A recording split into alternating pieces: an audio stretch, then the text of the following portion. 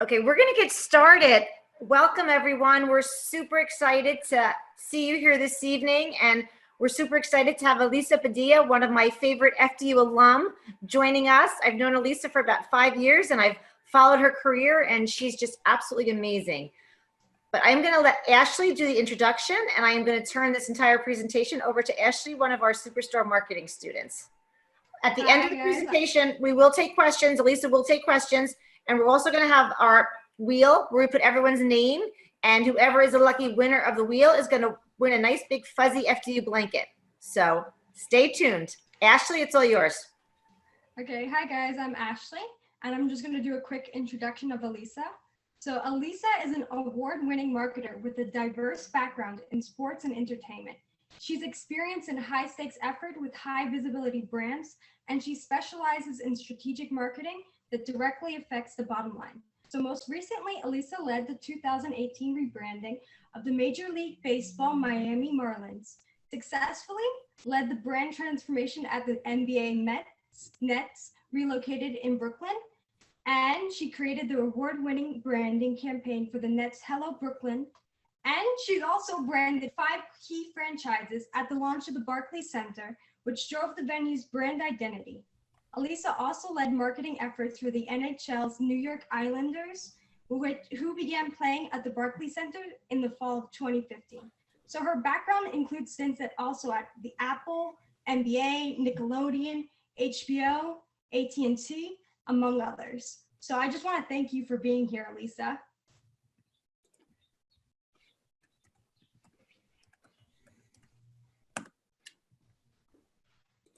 So my first question for you, Elisa, is can you talk about your career and how did it all begin?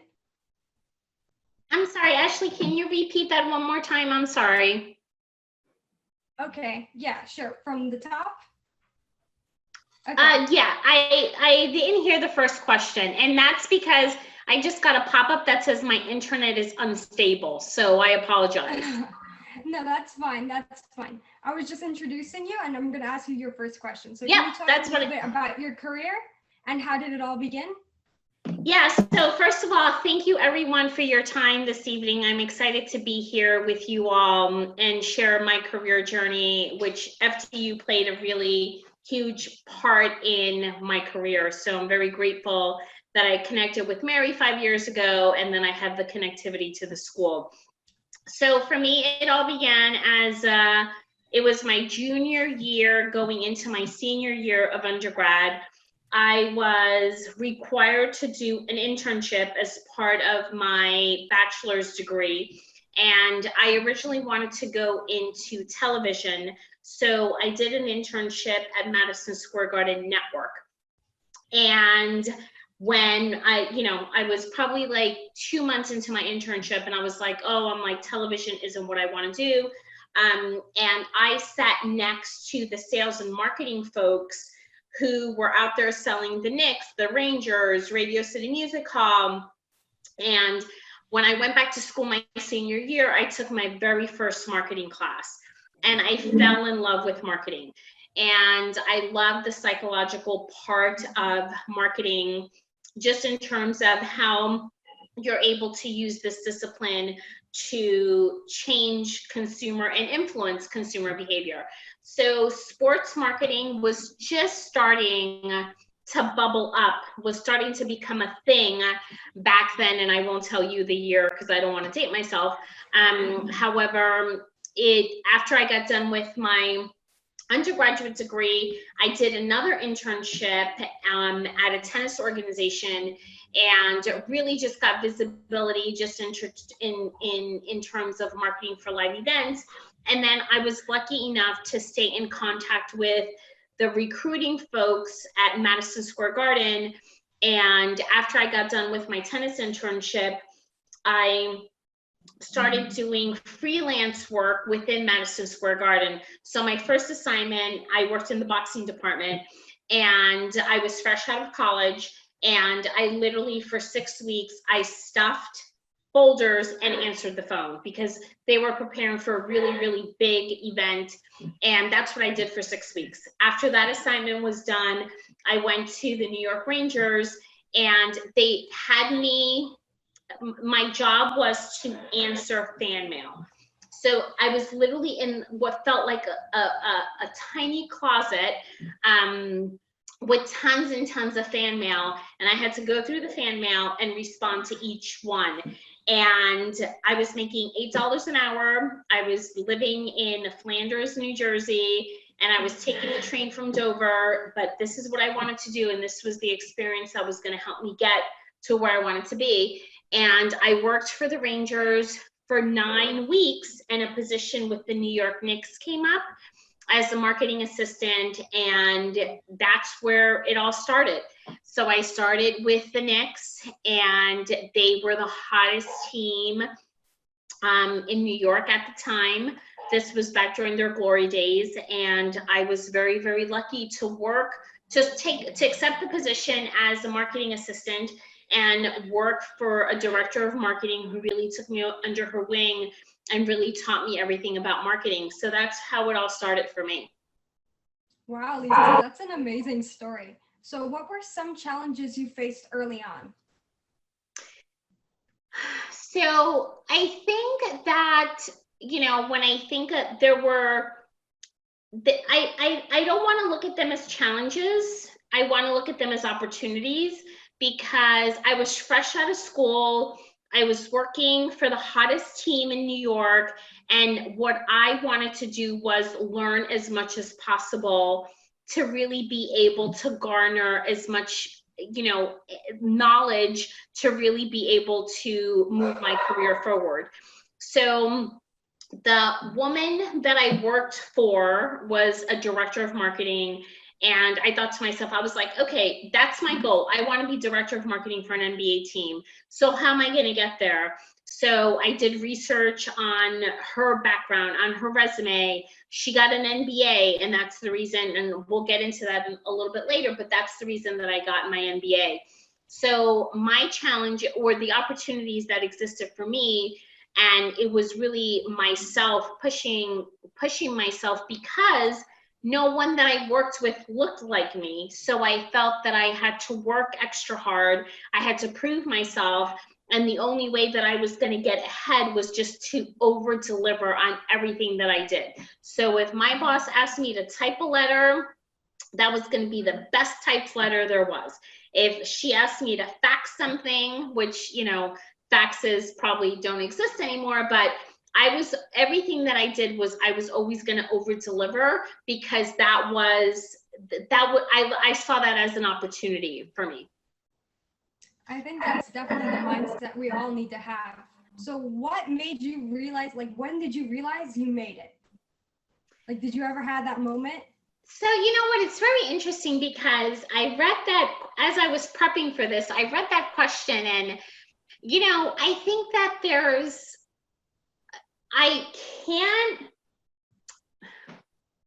isn't a moment that I feel that I made it.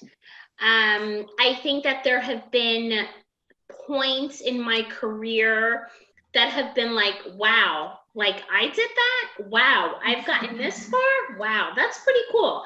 And I think that there was a point. The one thing that I want to share with everyone on this call is there was a point in my career when I went from vice president of marketing to senior vice president of marketing. I don't recall the exact moment. I don't recall when it was, like what happened to make me feel this way, but there was a point in that transition where it stopped becoming about me as an individual, but it became about the team that I was leading. And when I take leadership very, very seriously, and the moment that happened, it was like I was working for the people on my team. I had to set them up for success. I had to figure out what were their weaknesses, what were their strengths to make us better. And I think that, you know, when I think about that question, you know, when do I feel that I made it? I feel like that was the moment that, you know, when I think back that I made it, because it stopped being about me. It was about the team and the people that I was leading and how to set them up for success to move the business forward. That's incredible. I think I and all the other 100 participants really think that you made it too. So thank you. Thank you. So how did you pick FDU for your MBA, and what memories do you have here? So it's interesting. When I decided to go back to school, I originally thought that I wanted to go to a school in New York because I was working in New York and I figured that it would be easier for me. And I did my research. I looked at Pace, I looked at NYU, I looked at Rutgers, I looked at FDU. And when it came down to ultimately making a decision, the reason that I chose FDU, and I don't know if the program is structured this way now, so I'll just tell you about my experience. FDU offered the opportunity to do Saturday classes. You could go to school for 5 Saturdays in a row, go from 8, I think it was like 8:30 to 5, and knock out 3 credits as a part-time MBAer. So I chose the Madison campus, and the reason that I chose FDU was because I didn't want to be in graduate school for 7.5 years. I wanted to get I had given myself 4 years because I knew that I was going part-time, and I loved the flexibility. Like my first semester as a graduate student, I took 1 class and I went in the evening. And then the following semester, I took an evening class and I took a Saturday class. So I loved that flexibility. And, you know, what I love about FDU, or at least for my class, was the camaraderie that we had. And interestingly enough, I was the only person who worked in sports and entertainment. Everyone else worked for Pfizer or for Aventis or, you know, for all these pharmaceutical companies. And when we would talk about real life experiences, you know, they would be talking about, or they worked at M&M Mars, you know, about how they were putting together a campaign to roll out the next flavor of M&Ms, and I'd be like, oh, well, we're preparing for the NBA playoffs, and people would look at me like what? But the similarities in the marketing discipline was what I loved about my program, was because despite the fact that the majority of the kids or the students back then either worked in pharmaceutical or CPG, we were still able to find that common ground. And the other thing that I loved, and my fondest memories of my graduate program, is that we worked in groups. And that setting of working in groups really prepared me for the real world, because when I started my MBA part-time, I was just a coordinator. So when I say that it prepared me for real life, as you continue to climb the corporate ladder, you become less of an individual contributor, and you start working in groups, and you need to figure out how to convince someone to do X, Y, and Z. Or so having that experience at FDU of working in groups was also great. Another really fond memory is I used to take days off from work to go study at the FDU library. And my partner in crime in terms of studying, I just remember we would meet at the library first thing, we'd go to Friendly's down the street for lunch, but we'd go with our books and we would still be studying at lunch. And then we'd go back and spend the whole afternoon at the library. So, I have really great memories of that Madison campus. Oh, that's crazy. That's so cool. I can confirm as the student right now, groups are still a very big thing at FDU. Oh, that's great. That's great. Yeah. What is next for you? Oh, well, that's a loaded question, Ashley, because, I have had a tremendous career in sports and entertainment. I've been in that realm for 25 plus years.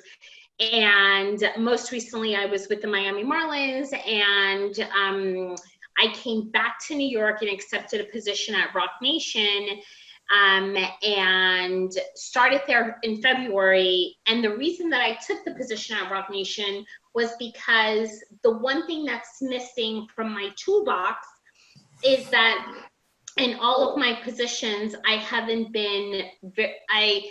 worked very closely to driving the bottom line. And what that means is, as I was thinking of becoming an EVP at a company, or, you know, getting, you know, very closer to the top, I wanted to have experience on driving revenue. So this opportunity at Rock Nation provided that opportunity. And unfortunately, COVID-19 hit. So I was furloughed at the end of March. And just last week, actually, I was laid off. So I am a free agent at the moment. And I think that when I think about what's next for me, I think about two things. I think about one track is I want to continue down the marketing path and hone in on community, building communities, you know, so working for like a Twitch or a YouTube, where it's all about community building and fan engagement and content development. And then the other track is, because I've been in the C-suite for seven plus years already, is how do I look at potentially a chief of staff position where I can work with, you know, the executive team and help move the business forward and act as a bridge between the executive team and the rest of the company. So those are the things that I'm looking at. However, right now, what I can say is that the live entertainment world has come to a complete halt. So the market is oversaturated with marketers, and sports, I mean, you're seeing what's happening in football, you know, with everything that's happening in terms of, you know, canceling games and rescheduling games because of COVID. So sport is slowly coming back, but the market is so oversaturated that, you know, I'm just hopeful that I'll be able to put myself in a position to be top of mind and be hired when things turn around. I think I speak for everyone saying we're really excited to see where you're going to go in the future, and I'm sure you're going to be very successful. Oh, thank you, Ashley. What advice would you give? So what advice would you give your 20-year-old self? If you could go back in time and say, and warn them about something, what would you say? So I would tell her, be patient. I would tell her, stop rushing. I would tell her, you know what, you're gonna get there. You know what, you don't need to rush. And I think that's the biggest thing. That's the biggest lesson, that as I look back, I should have been more patient. I should have, you know, I should have continued to work hard, but just be patient and let things evolve, as opposed to saying, well, I'm not getting promoted here fast enough, you know, I'll go somewhere else and, you know, I'll make more money and I'll get promoted. And, you know, while that works, because I was able to, at the end of the day, all of my experiences, I'm a diversified marketer. So I can sit in a room and talk about product development. I can sit in a room and talk about consumer marketing. I can sit in a room and talk about strategy. At the end of the day, when I look back, I just wish I would have been a little bit more patient. That's a really good answer. So that's my last question. So I'm going to give it off to all the other students, given their questions. It was lovely speaking to you. Okay, thank you, Ashley. Great job, Ashley. For the rest of the session, we have 105 participants. This blew away anything else that we've ever done via PDP. You even beat Seth Greenberg, who was also amazing. But now I'm going to turn it over to the students. So since there are so many of you, if you can just raise your hands, and then I'm going to have Paige, Jeremy, and Pat help me see the students and call on you. Oliver, you're up first. Yes. How you doing? My name is Oliver Tavares. I'm a senior this year. Thank you for sharing your story. I love this type of stuff. It motivates me a lot. My question to you is, where did you get this drive to keep on going day in and day out? And when you were fixing up folders and doing that stuff, why didn't you give up? What motivated you not to give up during that time? Well, hi, Oliver. So that's a great question. So I think that it's important to share where I come from. So I'm Latina. I'm one of 6. My parents didn't even graduate from grade school. So I share that with you because my parents were blue collar workers who worked at a factory. And from as long as I can remember, it was always about get a good education, get a good education, get a good education. And if you get a good education, you're going to be able to do whatever you want.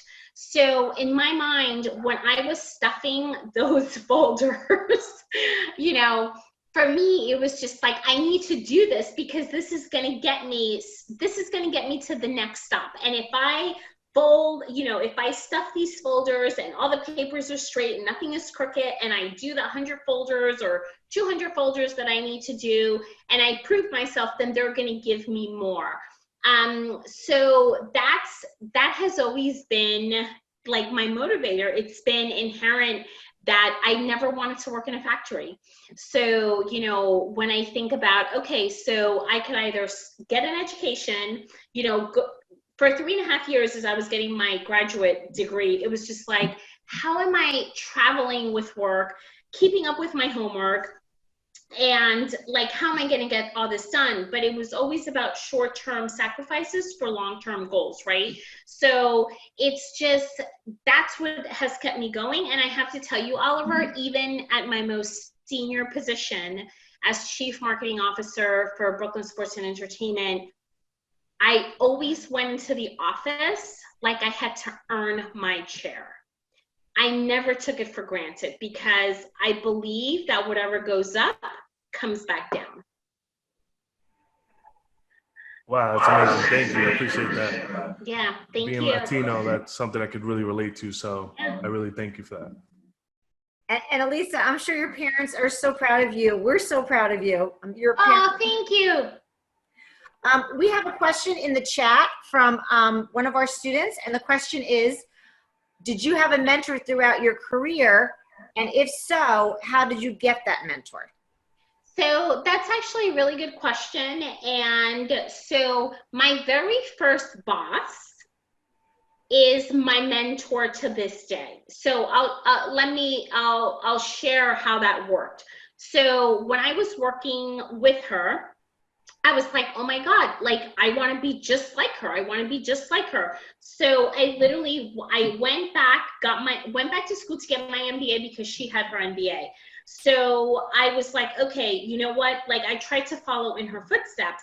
And as I was climbing the corporate ladder, and when I got to a certain point, you know, I reached out to her and I said to her, I was like, oh my God, you know, thank you so much for being an inspiration.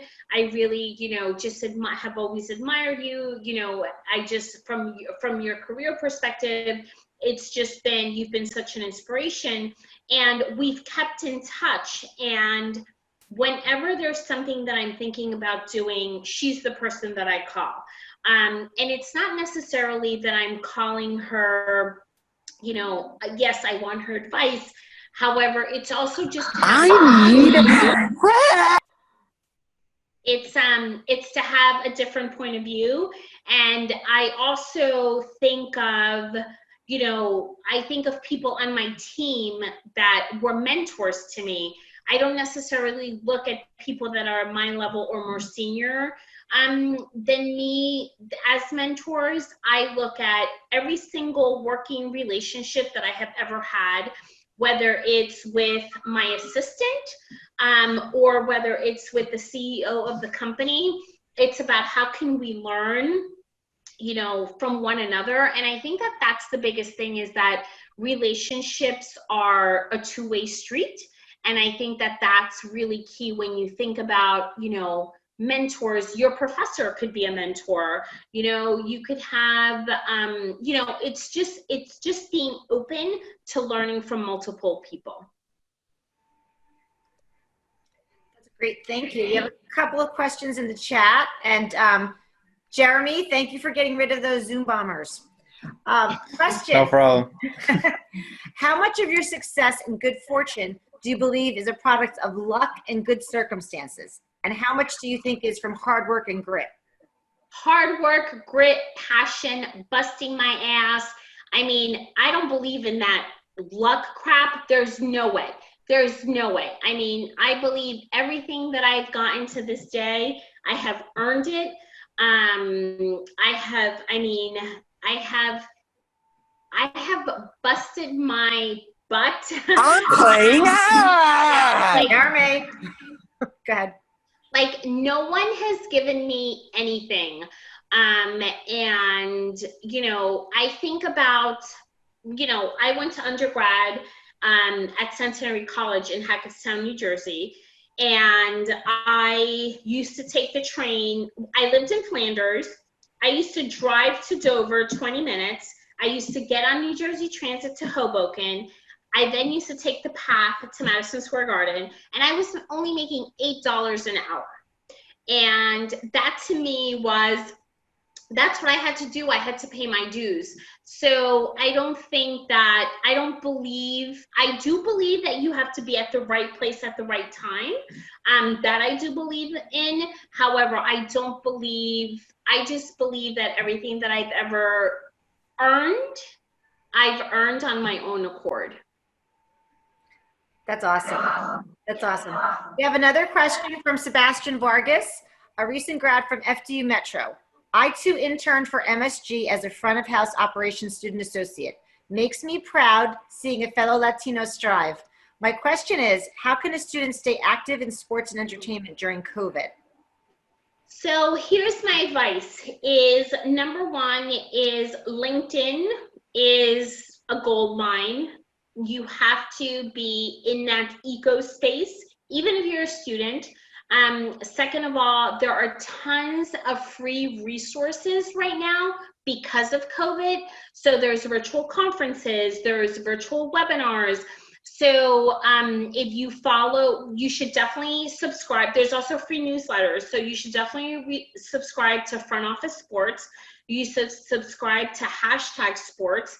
And follow, you know, if you're interested, I'm making this up, if you're interested in basketball, make sure that you're following the NBA, NBA partners, and NBA teams on LinkedIn, on social media, because I think that the biggest thing is knowledge is power, is being able to know what's happening in the sports world. And let's say that, you know, you see an article in, you know, Front Office Sports and you're interested in working at the NFL, and then you're on LinkedIn and you find the, you know, the head of fan engagement. Well, you know what? You can refer back to that article that you read in Front Office Sports and reach out, you know, a warm outreach so that it's, and make a connection.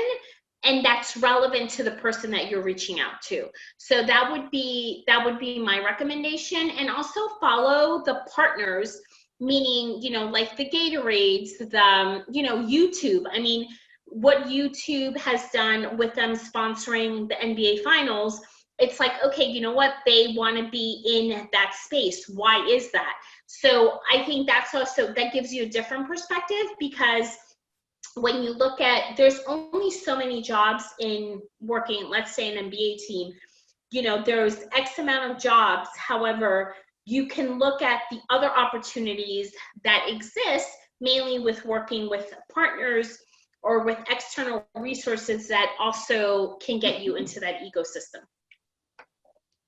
Awesome, that's great advice. We have some more questions in the chat, but does anybody else want to raise their hand and ask Elisa a question directly? Mary, Joseph DeAngelis, I believe, has a question. He has his hand raised. Yes, sure, Joe, go ahead. Hey, how you doing? This is awesome, all the information. I'm actually a former student of FDU, but it's nice to be back briefly. I was wondering what it's like working for an organization like the Marlins during ownership transition period. So hi, that's an interesting question.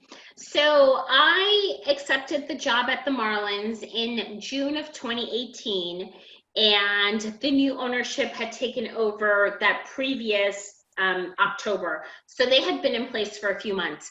So I thought, oh, Miami, great city, baseball, you know, Latinos, this is going to be great. Well, Miami's a very, very difficult market. I'll put that, it's a very difficult market when it comes to sports. And then the Miami Marlins have a very love-hate relationship with the city of Miami. So just very quickly, the Marlins were formed. They were the Florida Marlins. They won a championship. They were sold. The team was stripped. They won. They became the Miami Marlins. They won a championship. The team was stripped. And then this ownership group came in, and while they hadn't won a championship yet, the ownership group traded two of its top players. So Miami was up in arms. They hated this new ownership group, and one of the things that this ownership group was committed to was to really, they were going to change the face of that organization, and they were going to embrace the city of Miami. And they did that. The first step was the rebrand.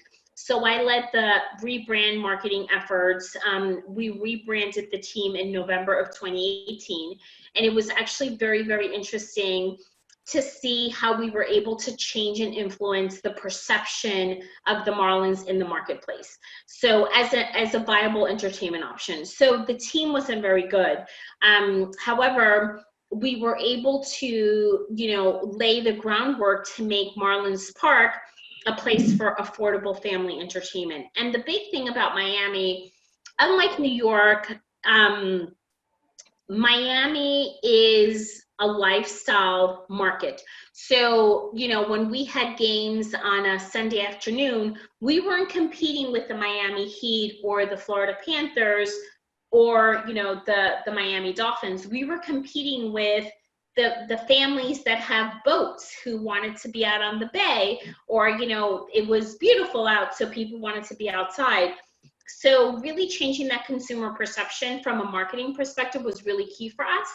And look, I think that in Miami, they still have a long, long way to go. But the fact that they're in the second round of the playoffs, it's kudos to them in regards to that. They're really changing. This ownership group is putting their money where their mouth is. Great, thank you, Lisa. Zoe, do you want to ask Lisa a question? Yeah, so Elisa, thank you so much, and I apologize in advance because I'm in a coffee shop and I have a ton of background noise, so I'm sorry. That's okay. Thank you so much for doing this talk, and my question was, what are your biggest lessons that you've learned from your experience, either that have to do with marketing or life in general, or both? So I'll answer the life one first, because I think that the biggest lesson that I learned as a marketing assistant in the business world was, when you make a mistake, own it. I had a situation where I had made a mistake and I thought that I could fix it. And I tried to fix it. And what I did, I was young in my career. I think it was like my second year at the Knicks. And I made a mistake, and I made it worse. So I finally had to go to my boss and say, hey, I made this mistake. This is what I did. And she looked at me and she said, next time you make a mistake, just raise your hand and we'll fix it together. We'll figure it out. And that was the biggest lesson that I ever learned until this day. It doesn't matter whether it's, at work, wherever I am, if I make a mistake, I'm like, hey, I'm raising my hand, I made a mistake. And I think that on the marketing side, the biggest lesson I think has really been within like the last 10 years is really how social media and the digital space, rather, let me backtrack, the digital space has really changed the landscape of marketing, because you have to be, as I consider myself to be a traditional marketer, and you have to be, you have to be ahead of how your consumers want to consume your information. So, that when I made the decision a few years ago, back in 2008, to go work at AT&T, I went to work for AT&T because cell phones were just becoming the third screen, and they were moving up to become the first screen. So I wanted to learn from a technology company or a carrier, excuse me, just in terms of how they were selling cell phones to people.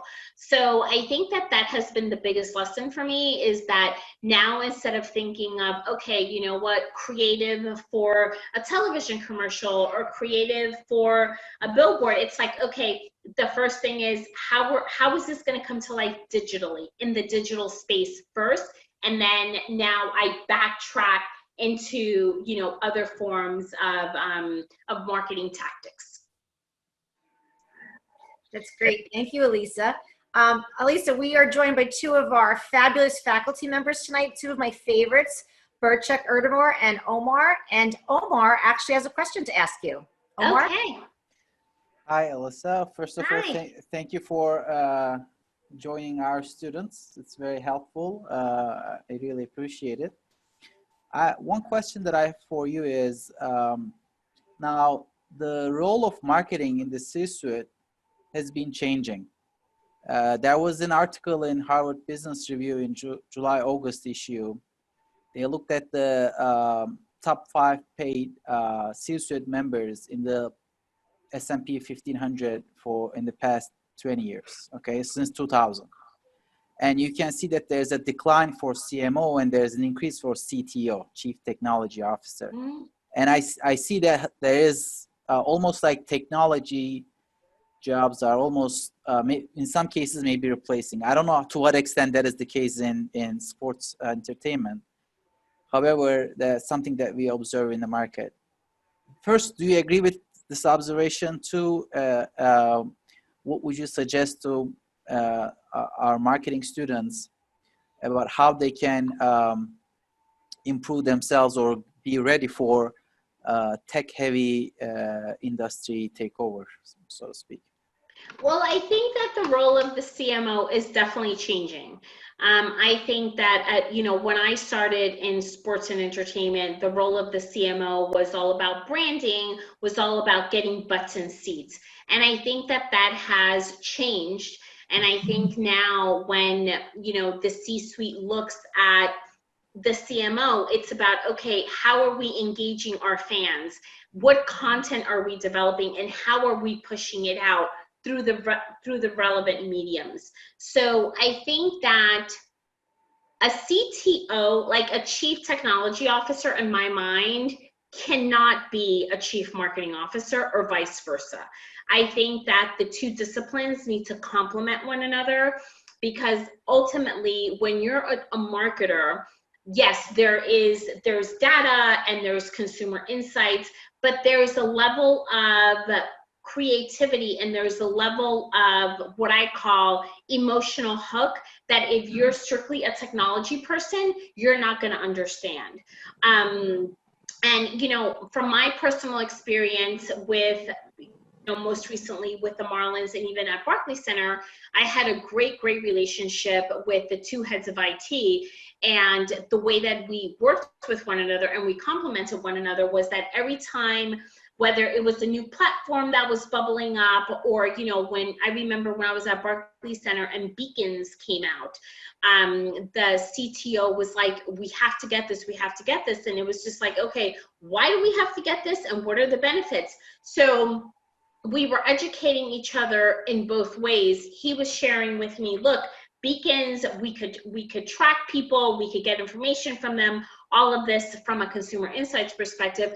But he also educated me, as soon as they walk into the arena and they make a right, you can send them a push notification that can drive them to either concession stand or to our team store. So I think it's a two-way street. And I think that, for the future marketers, I think that you have to educate yourself and think of digital first, and think about, the way that digital is changing consumer behavior. And one of the things that I've learned is that consumers are driving the boat. They want their content when they want it and how they want to consume it. It's no longer up to the marketer to say, oh, we're going to run that TV spot at 7:05 during the NBA game to communicate this, because who's watching TV? I mean, so I think that's my advice to everyone on this call, is that you have to really shift your mindset in regards to leading with digital. That's awesome. Thank you. Any other questions? This is your chance. You can talk to Elisa directly. Hi, Elisa. Hi. My name is Tristan Valerio. I know that you are focusing more on a sports management kind of advertising, but do you have any advice for things in fashion or like magazine, kind of like energy, where creative directing or things of that nature? Yeah, so I think that while my career has been focused on sport and entertainment, I think the approach could be taken for whatever industry you're in. And I think that the biggest thing is that if you're interested in fashion, and you're assuming you're interested in the design space, is that correct? I don't want to assume. I kind of want to do something more along the lines of designing campaigns, yeah. Yeah, so I mean, it's just like, okay, so from an internship perspective, look at if it's in the fashion industry that you're in, what fashion houses offer internships. You could also look at it from a retailer perspective, right? Are there, Ralph Lauren, Tommy Hilfiger, I'm just making these up, but just in terms of, is there an opportunity to do an internship there within their design group? And it's just building your network again, and learning, and understanding that industry and how you're able to navigate those waters to get to where you want to be there. Cool, thank you so much. Thanks. We have another question in the chat, but does anybody want to ask Elisa a question directly? I do, if you don't mind. Can you hear me? Sure. What do you see now, especially with where your position, marketing, sales at arena, complete human interaction, for someone who is in sales on any level? How are we connecting the dots? How is there any money generated from that in the purest form? Bringing it down to, like you said earlier, putting butts in seats. What do you do if you're selling vacuum cleaners or steak knives? How do we do this in this virtual? And, marketing is very, very strong in the company. People don't give it as much emphasis as they should. But that's initially what gets the consumer to take a look and buy the product company does well. I mean, simple economics. Yeah. Where do we go from that? I think, I think that we're, from a sales perspective right now, the best place to be is you're either in e-commerce or you're on social media platforms promoting your products, because that's where people are. People aren't leaving their homes. People are buying online. They're buying through Amazon. They're buying through, whatever trusted stores that they feel comfortable in, in terms of purchasing online. And I also think, the advertisements that I've been seeing on my own Instagram, I mean, it's everything from high-end purses to mattresses to dog products. So I think that that's where, from a lead generation perspective, that's where you need to be to get leads.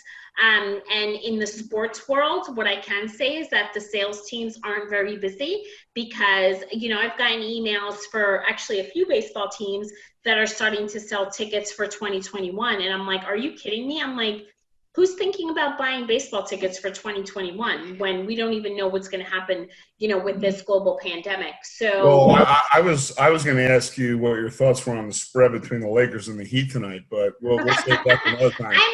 I'm all about anyway, though. I'm all about the big face coffee. So I'm hoping the Heat win. Coffee in hand. But to your point, I've never seen an economy so driven in doing the research to really marketing. Because years ago, marketing was kind of like a fluff. You cut it, you this, you that. marketing drives everything. Mm-hmm. Everything. And I'm in the service industry. And it literally is the front line, the driver. People won't buy your product without proper marketing. Yeah. Dollars of donuts, end of sentence. That's it. So. Yep. Agree. Thank you very much. I apologize. I didn't mean to interrupt. No, that was perfect. Thank you, James. We want you students to ask Elisa questions directly. And we have another question from Lindsay Tran. The mic is yours. Thank you. Hi, Elisa. Sorry I tried turning my webcam on, but it's not working today. My name is Lindsay, and your story is just amazing. It's very inspiring. And so to me, I feel like media is like an ever-changing industry. And so I feel like a lot of things are going digital these days. And so my question is, so what advice would you give for someone who would like to pursue a career in streaming media? So example like Disney Plus, Hulu, Netflix, all that. Thank you. Yeah, I think, you know what, Lindsay, I think it's the same process. So it really doesn't matter whether you want to go into streaming or you want to go into fashion, you want to go into design. I believe that the behavior is the same, right? Is understand, one of the best pieces of advice that I got was, it's like, if you want to be a creative director at a fashion house, or you want to be, a vice president for Disney streaming, find the people that are doing those jobs and see what their career trajectory was. Because while everyone has a different path, at least that gives you a little bit of visibility into how they got there. So I wanted to be a director of marketing for an NBA team. So, the woman that I was working for as an assistant, I asked her for her bio, and I literally studied her bio, and I was like, okay, this is how she got here. How could I mimic this, or how do I put myself in a situation where I could achieve the same thing that she has achieved? And the biggest factor and the biggest decision for me was to go back to school to get my MBA. So Lindsay, if you're thinking about Hulu, if you're thinking about Netflix, identify what type of position you would like to pursue, and do research on those people and connect with those types of people, just in terms of, just to educate yourself as to how they got there. Awesome, thank you. We have another question from Taiko. Hi, good evening. My name is Taiko Ogaro. I'm a junior, and my major is sports administration with a minor in digital marketing. I just had a very question that was on my mind. You said you worked for the New York Knicks, correct? Yeah, say that one more time. I was at the New York Knicks, yes. Yeah, I was gonna ask, like, when you're at such a company of that level, like one that's that big, what's more important, gaining new people to follow you or maintaining what you have? And how do you balance the two? So that's an interesting question, because when I was at the Knicks, the team was sold out, and there was no social media back then. So the way that we got beyond people, we had limited tickets. The games were always sold out, and it was about showing up in the community, right? So that's the way that we extended our reach, because we knew that, when the team was good because the team was winning. They never won a championship while I was there, but they were playing really good basketball. So I think that while it's cheaper, and this is important, it's cheaper to retain your current fans and your current customers, because it's more expensive to get a new person into the funnel. Even if in the situation of the Knicks, we were sold out, but we were still engaging with the city, because we knew that eventually the games weren't going to be sold out. And I think that the way that you balance the two is to really, you have to invest in retention, and you have to invest in new sales, and you also have to invest in brand and brand marketing to keep your brand top of mind, whether you're winning, losing, whether, you know, you're selling, you know, lots of coffee or not selling any type of coffee. I think that it's really important, and it's the marketing team's job to work with sales on the new sales and on the retention side. All right, thanks. Awesome, thank you. We have a couple more questions. Are we okay on time, Elisa? Yeah, we're fine. Perfect. Dominic has a question, and then we have Nicholas that has a question. So Dominic, you go first. Hi, Lisa. My name is Dominic Quilio. I'm a freshman student at FDU with a major in sports administration. Your story with the Knicks and working with other basketball teams was very interesting. But my question that I was wondering is, at your time at FDU, when did you start using the Career Center, and what was something that you learned along the way that was helpful for you to get a job, whether it was in the Knicks or the Miami Marlins? So I don't, as a graduate student, I don't recall using the career services group. So I can't say that I ever took advantage of those resources because I was already working full time. But what was important to me was, from a school perspective, you know, as I was doing my graduate program at FDU, was really infusing real life situations into the classroom. So that was very helpful because from an academic perspective, you know, I was able to say, hey, I'm dealing with this at work. You know, what's the appropriate way for me as I'm thinking of growing? And when I get to a certain level, how should I be thinking of this, and who should I be collaborating with? And I really think that, you know, from a job perspective, I think networking is really important because the people that you meet along the way. So, you know, right now you're a freshman. You should be meeting as many other classmates as possible, because you never know where, you know, 6-7 years from now, where your classmates are going to be, and they may be in a position to help you get a job. So I would like to jump in real fast, and I don't want to be the ever apple polisher here. I went to Fairfield for my undergrad, finance, accounting, and actually ethics. Worked on Wall Street. I don't know why I have an ethics minor. But what I can tell you, and I'm in the MBA program, in the short time at FDU, it is so career-driven, finding placement. Fairfield was nothing like that. I had friends that were in the co-op, worked at Becton Dickinson, this and that, at Northeastern. They had an opportunity when they got out. Fairfield was kind of assumed, where it's like, okay, well, you either come from money, or you're going to, you know, run your daddy's company, or you're going to, they never gave you a goal. They never really, you just said, okay, you got a degree, get out the door. Wonderful school, learned a tremendous amount. I can tell you, in the short time in doing the same program as you, MBA, it is, all you have to do is ask.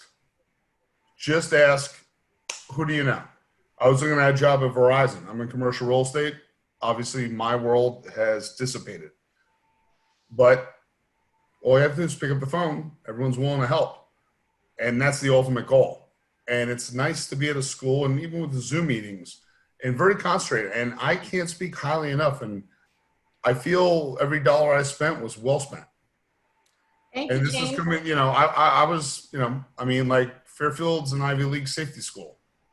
Yeah, we're not as good as Villanova, but anyone I've called so far, even though I can't even go to the campus, doors open, whatever you want, whatever we can do. Yeah. Just ask. To your point, Just ask. But also to your point, James, I do feel that a MBA is definitely necessary for me, because if I'm going to be able to run, if I want a job in sports, I feel like it's very necessary for me, because it will give me a lot of experience, not only experience, but also knowledge how to handle my job, not only professionally, but showing the other people that I'm the best employee. So I want to do the 5-year program. That's what I want to have in mind. But I do appreciate what you were saying, because I do see the value of what a MBA gives me. So thank you for that. That's awesome. Thank you, Dominic, and thank you, James. We have 2 more questions we're going to take. One is from Nick, and then I'm going to read a question from the chat. So, Nick, do you want to ask Elisa your question? Absolutely. Good evening, Elisa. My name is Nick Delacuola. I'm a junior with a marketing major. And as someone who recently just changed majors from management to marketing in the past 6 months, I've loved every second of this change. From the beginning, it's been really fun, a lot more fun with more interactive stuff. Management was a little too kind of behind doors stuff. So anyway, just a quick question. How much more can I learn from besides just internships and classes? What do you recommend I do to learn more about my field and the potential opportunities I could have? I think that subscribing to newsletters and like Adweek in marketing, I think is one of the best resources. Synopsis Media is another really good resource. And it's just really finding those industry resources that you could have access to without having to pay a fee. I think those are really good resources to keep you informed in regards to what's happening in the world of marketing. And just a quick, I have a very small background in customer service and sales in my previous jobs. What other types of backgrounds do you think would help a marketing major in the field? That's an interesting question, because I mean, when I think about when I was, when I look at my own career, as an undergraduate, I was delivering newspapers. And I put that on my resume, and I was able to get an internship at Madison Square Garden Network. So I just think that, if you look at it from, if you're in customer service and in sales, if you have that background, it's a difficult question for me to answer, because I feel that once you identify your goal and you just work to get there, and you bring value to a company, you'll be able to get to where you want to go. So that wasn't a very articulate answer, Nicholas, but it's just, I'm looking at it from like my perspective. Like, I was delivering newspapers, and like I didn't work at any fancy places. I just knew that I wanted an internship at a television network, and that's what I went for. Absolutely. Thank you very much. That's terrific. Okay, I'm going to read you one question from the chat. Okay. And we have one student that's begging to ask you a question, and then we're going to end it. Okay. We want to be respectful of your time, but this is just awesome. Okay, Brianna would like to ask you, how did you set yourself apart from others who wanted the same job? I think that it's just the whole package, Brianna. It's, how you prepare yourself, how you go into an interview, the follow-up, the details, and what sets me apart from my competition is I really honestly believe that it's my passion and my drive. I may not be the smartest person in the room, but I'm going to be the hardest working person in the room. And I have a reputation. Anyone who knows me in the industry knows that, I'm a hard worker, I'm passionate, and that I get things done. So I think that being your authentic self, I think, is really, really important. Okay, and our last question, somebody asked me in the chat, who has the last question? It's me. My name's Okay, thank you. Hi, my name's Anaya. Your story is very inspiring because I'm also a marketing major too. So I just wanted to ask you, what are some of your greatest strengths, and also what are some of your past weaknesses that you've overcome over time? So my greatest strength is I'm a great listener. I really lean in and I really listen, because I think that there's so many people who aren't good listeners, who they're just waiting for you to shut up so that they could speak. So that's really a skill that I've honed in on, because that if you're a good listener, you're really understanding, you're taking in the information, you're calculating in your head, how can you solve the problem that's being discussed, or how are you approaching it with a solution, because I think that that's really important. And I think my biggest weakness, was using my voice. As I started off in the industry, I started off as an assistant, then I became a coordinator, then a manager, then, I worked my way up. And I think that every time that I got a promotion, it was honing in on my own voice and saying, okay, I'm now a coordinator. So what does that look like? How do coordinators behave? Is it okay for me to, to use my voice? And that was the weakness that, I had to work on. And, I've gotten a lot better at it. But I still, to this day, I still go into a meeting, I observe, I listen, I take lots of notes. And I'm not a person that speaks to hear myself speak. I speak when it's necessary. And I had a woman tell me many, many years ago, because I told her that I was working on using my voice. And she said to me, she said, Elisa, she's like, you'll get there. She said, think about it this way. She's like, because you don't speak a lot in meetings, when you do speak, people are going to listen because you never speak. So that's something that has always stayed in the back of my mind. And I still use that as a rule of thumb today. That's great advice. Yeah. I know I said that was the last question, but my other favorite faculty member who's here today, Burchek, has a question, and I promise it'll be the final question. Burchek, the floor is yours. Hi, Elisa. Thank you so much for taking the time to share your experiences with our students. I had a quick question that I thought, and I'm glad this is one of the last questions.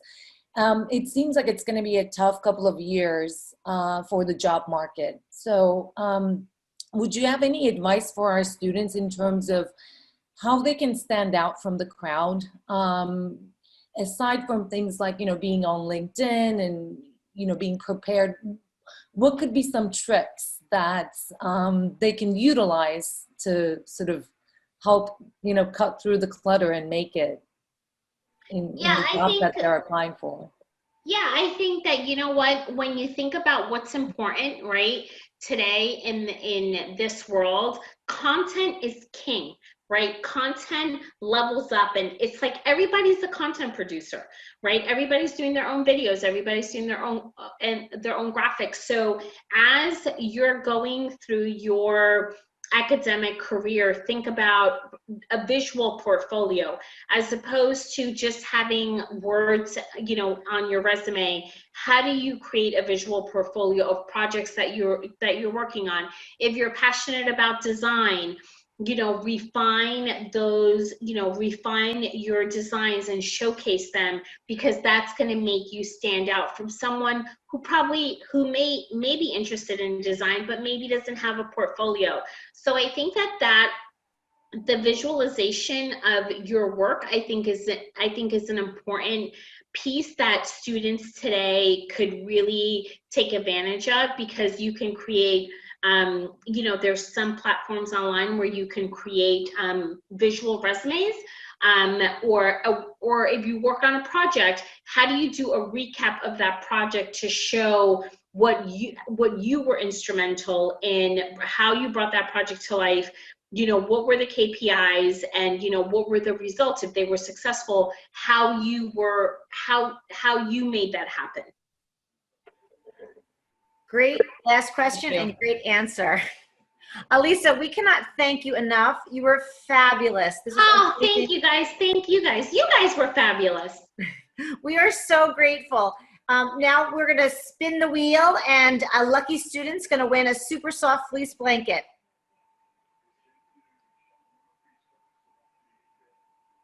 Ready? Here we go.